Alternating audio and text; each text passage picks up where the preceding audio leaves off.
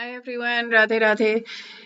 In this video, we're going to be doing chapter 8, verse 9, and this is a different meter, so we're going to be singing it. And it's beautiful. He talks about his own, Bhagwan Sri Krishna talks about his own different flavors, like what makes him.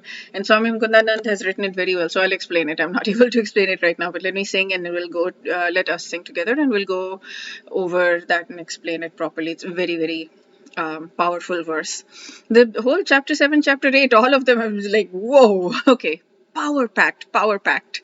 Okay, okay, let's sing the verse together.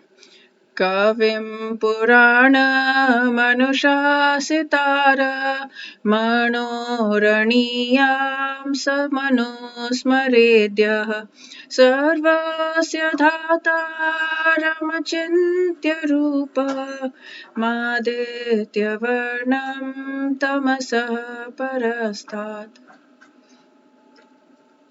Okay, so the translation is one should meditate upon Supreme Person as the one who knows everything, as he who is the oldest, who is the controller, who is smaller than the smallest, who is the maintainer of everything, and who is beyond all material conception, who is inconceivable, and who is always a person.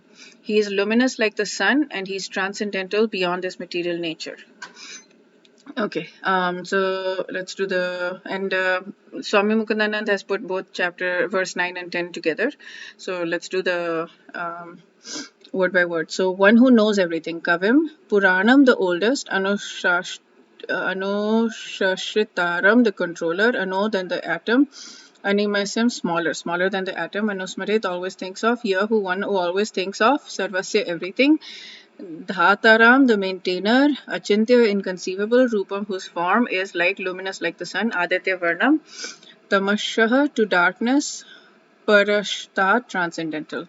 He's transcendental beyond the darkness. Okay, so first of all, Lord is Purush. We think of him as a person. He has been mentioned as Purush in the previous verse. And then he's Kavi, he's a poet. So all of these things he has explained here, sort of. Let me go to Swami Mukundanand because he's broken it down very cleanly.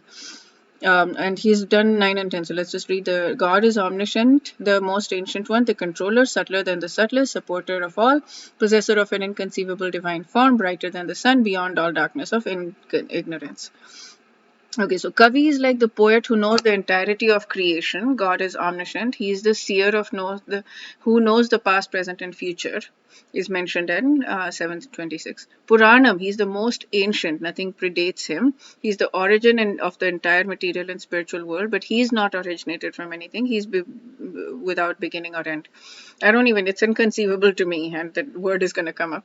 Anushash Sitaram, God is the governor or the ruler. He administers his regime through celestial gods like the demigods.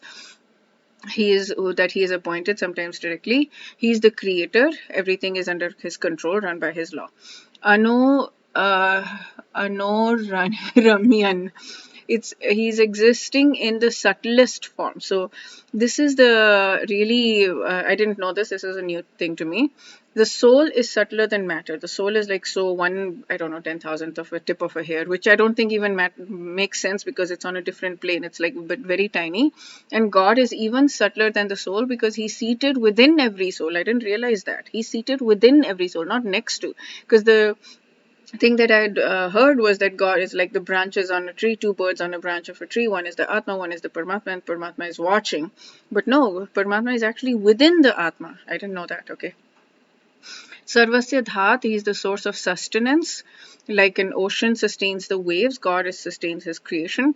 Achintya Rupa, Prabhupada has said this is important, it means inconceivable. So like an ant walking along the walls of a house cannot understand the big picture of what the room looks like, let alone like the city or the country or whatever. He doesn't understand all of that. He doesn't have that perspective. He only has the perspective of that little thing. So we are like ants. We don't have the perspective of what's going on beyond our limited intelligence, right? So that's achintya, inconceivable. Aditya Varna is the name of the sun god. So it's dazzling like the sun. And Tamasa Parastat, similar to the sun that eradicates darkness, God with his effulgence eliminates ignorance. on a cloudy day, the sun is not visible, but to us, but it is there, right? So the sun is always there, and we're just covered with our 30 miles of dust of covering in front of our mirror. Okay, so why are there so many various philosophies? This is a good thing. It's like when we go, he's given this example, when we go to a shop to buy clothes, everyone is going to buy something different. Not everybody is not going, the likelihood that two people will pick the same thing is very, very low. So the shopkeepers cater to all kinds of tastes. So it's the same thing. God has catered to all kinds of tastes. And he has said that devotion or bhakti yoga is the most important, but there are many paths to get to him depending on your taste. And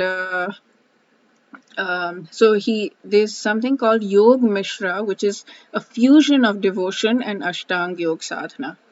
So that's he explains Yog Mishra, the fusion from verse 10 to 13. And in the Ashtanga Yoga, life force or Pran Shakti is channelized through the Sushmana Nadi of the spinal cord, or whatever. Yeah. Okay. So yeah, that's it for this verse. It explains a lot about who God is, and yeah, it's. I hope that was enlightening to you. It was definitely enlightening to me. Wish you all a day filled with lots and lots of spiritual growth. Radhe Radhe.